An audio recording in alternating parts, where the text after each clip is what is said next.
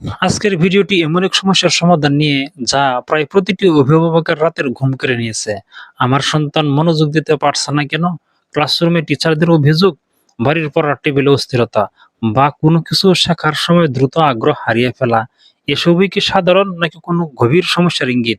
অনেকে একে বাচ্চার দোষ মনে করে বকাঝকা করেন, কিন্তু মনোবিজ্ঞানের ভাষায় মনোযোগ না দেওয়ার পেছনে শারীরিক, পরিবেশগত এবং মানসিক অসংখ্য কারণ থাকতে পারে। আজকের এই দীর্ঘ আলোচনাটিতে আমরা শিশু কেন মনোযোগ ধরে রাখতে পারে না তার একেবারে গভীর থেকে গভীরে প্রবেশ করব। অভিভাবক হিসেবে আপনার জন্য এই ভিডিওটি একটি পূর্ণাঙ্গ গাইডলাইন হতে চলেছে। মনোযোগের অভাব কি আদতে কোনো সমস্যা? প্রথমে বুঝতে হবে মনোযোগ দেওয়া বা অ্যাটেনশন মূলত তিনটি বিষয়ের উপর নির্ভর করে: ফোকাস করা, সেই ফোকাস ধরে রাখা, এবং অন্য উদ্দীপনায় বিভ্রান্ত না হওয়া। একটি শিশুর মস্তিষ্ক বড়দের মতো উন্নত নয়, তাদের নিউরাল নেটওয়ার্ক প্রতিনিয়ত তৈরি হচ্ছে। তাই তাদের মনোযোগের সময়সীমা তাদের বয়সের উপর নির্ভর করে। ৫ বছর বয়সী একটি শিশু সর্বোচ্চ ১০ থেকে ১৫ মিনিট একনাগাড়ে কোনো কাজে মনোযোগ দিতে পারে। কিন্তু এর চেয়েও কম যদি হয় তবেই চিন্তার বিষয়। কারণ ১, ডিজিটাল ডোপামিন এবং ওভার স্টিমুলেশন। আধুনিক যুগে মনোযোগ নষ্ট হওয়ার ১ নম্বর সূত্র হলো screen time. YouTube shorts, TikTok বা ভিডিও গেমসের দৃশ্যগুলো প্রতি সেকেন্ডে পরিবর্তিত হয়। এটি শিশুর মস্তিষ্কে প্রচণ্ড পরিমাণের ডোপামিন নিঃসরণ করে, যা তাকে তাৎক্ষণিক আনন্দ দেয়। বইয়ের পাতা বা শিক্ষামূলক কোনো কাজ তুলনামূলকভাবে ধীরগতির। মস্তিষ্ক যখন দ্রুতগতির উত্তেজক ভিডিওতে অভ্যস্ত হয়ে যায়, তখন স্বাভাবিক ধীরগতির কাজে সে আর আনন্দ খুঁজে পায় না। একে বলা হয় ডোপামিন ডিটক্স বা অ্যাটেনশন ইকোনমির প্রভাব। আপনি তাকে যখনই বই নিয়ে বসাবেন, তার মস্তিষ্ক তখন স্ক্রিনের সেই উত্তেজনার খোঁজ করবে। কারণ ২, অপর্যাপ্ত ঘুম এবং শারীরিক অসঙ্গতি। শরীরের উপর নিয়ন্ত্রণ না থাকলে মস্তিষ্কের উপর নিয়ন্ত্রণ অসম্ভব। মনোযোগের অভাবের পেছনে সবচেয়ে বড় কারণগুলোর একটি হলো ঘুমের অভাব। রাতে শিশু যখন গভীর ঘুমে থাকে, তখনই মস্তিষ্ক সারাদিনের তথ্যগুলোকে সারিবদ্ধ করে বা কনসলিডেট করে। ঘুমের অভাবে শিশুর মস্তিষ্কের প্রিফ্রন্টাল কর্টেক্স দুর্বল হয়ে পড়ে, যা মূলত আমাদের মনোযোগ ও সিদ্ধান্ত নেওয়ার জায়গা। এছাড়া রক্তে আয়রন বা ভিটামিনের অভাব থাকলেও শিশু দ্রুত ক্লান্ত হয়ে পড়ে এবং মনোযোগ হারিয়ে ফেলে। তাই বাচ্চার খাদ্যাভ্যাস এবং ঘুমের রুটিন ঠিক আছে কিনা তা আগে নিশ্চিত করুন। কারণ ৩, আবেগীয় অস্থিরতা এবং মানসিক চাপ। আমরা প্রায়ই ভুলে যাই যে শিশুদের নিজস্ব জগৎ আছে। পারিবারিক কলহ, বন্ধুদের সাথে ঝগড়া, স্কুলে টিচারের ভয়, কিংবা কোনো কারণে ভয় পাওয়া। এই ইমোশনাল স্ট্রেস শিশুর মনোযোগের উপর সরাসরি প্রভাব ফেলে। মনোবিজ্ঞানে একে বলে কগনিটিভ লোড। যখন একটি শিশুর মন কোনো বিষয় নিয়ে উদ্বিগ্ন থাকে, তখন তার মস্তিষ্কের পুরো ক্ষমতা সেই দুশ্চিন্তা সামলাতে ব্যয় হয়ে যায়। ফলে পড়ার টেবিলে বসলে সে আর তথ্যের উপর মনোযোগ দিতে পারে না। সে তখন শারীরিকভাবে উপস্থিত থাকলেও মানসিকভাবে অন্য কোথায় হারিয়ে থাকে। কারণ ৪, পরিবেশগত অসামঞ্জস্য। পড়াশোনার পরিবেশ যদি বিশৃঙ্খল হয়, তবে মনোযোগ পাওয়া কঠিন।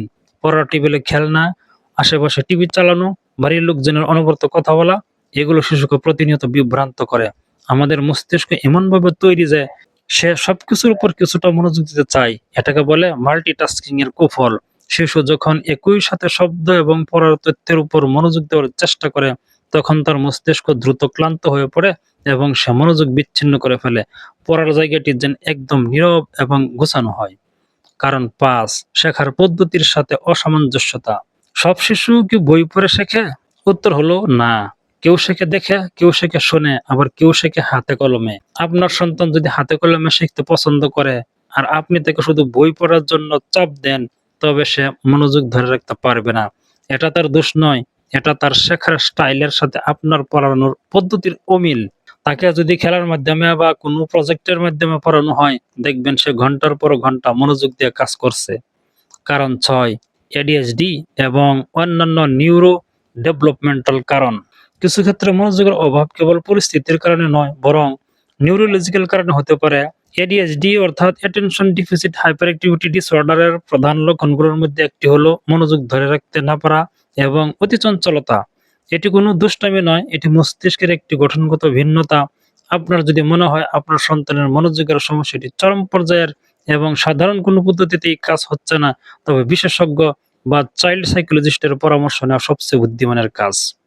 অভিভাবক হিসেবে আপনার করণীয় কি? সমস্যা তো জানলেন, এবার করণীয় কি? ১, তাকে ছোট ছোট লক্ষ্যে ভাগ করে কাজ দিন। ১ ঘন্টা পড়ার বদলে ২০ মিনিটের ৩টি সেশন করান। 2. তাকে প্রচুর শারীরিকভাবে সক্রিয় রাখুন। খেলাধুলা মস্তিষ্কে রক্ত সঞ্চালন বাড়িয়ে মনোযোগ বাড়ায়। 3. তাকে মাইন্ডফুলনেস শেখান। দিনে 5 মিনিট চুপচাপ বসে থাকতে শেখান। 4. আপনার নিজের মনোযোগের অভ্যাস পরিবর্তন করুন। তাকে পড়ার টেবিলে বসে আপনি পাশে ফোন না চালিয়ে বই পড়ুন। প্রিয় অভিভাবক, আপনার সন্তান অলস নয়, সে শুধু তার মস্তিষ্কের উপযোগী পরিবেশের অভাব বোধ করছে। শিশুকে মানুষ করার চেয়েও বড় দায়িত্ব হলো তাকে বুঝতে পারা। মনোযোগ একটি মাংসপেশির মতো, যত বেশি সঠিক উপায়ে অনুশীলন করবেন এটি তত শক্তিশালী হবে। ধৈর্য হারাবেন না। আজ যে শিশুটি অস্থির, সঠিক দিক নির্দেশনা পেলে সেই শিশুই একদিন অসামান্য ফোকাস নিয়ে বিশ্বের বড় বড় সমস্যার সমাধান করবে। আপনার সন্তানের ক্ষেত্রে এই কারণগুলোর মধ্যে কোনটি সবচেয়ে বেশি দায়ী বলে আপনার মনে হয়? কমেন্ট সেকশনে আমাদের জানান। আমার পরবর্তী ভিডিওতে এগুলোর সমাধানের উপর আলাদা প্র্যাকটিক্যাল গাইড দেব। ভিডিওটি ভালো লাগলে লাইক দিন। এরকম প্যারেন্টিং টিপস পেতে চ্যানেলটি সাবস্ক্রাইব করে পাশে থাকুন। ধন্যবাদ।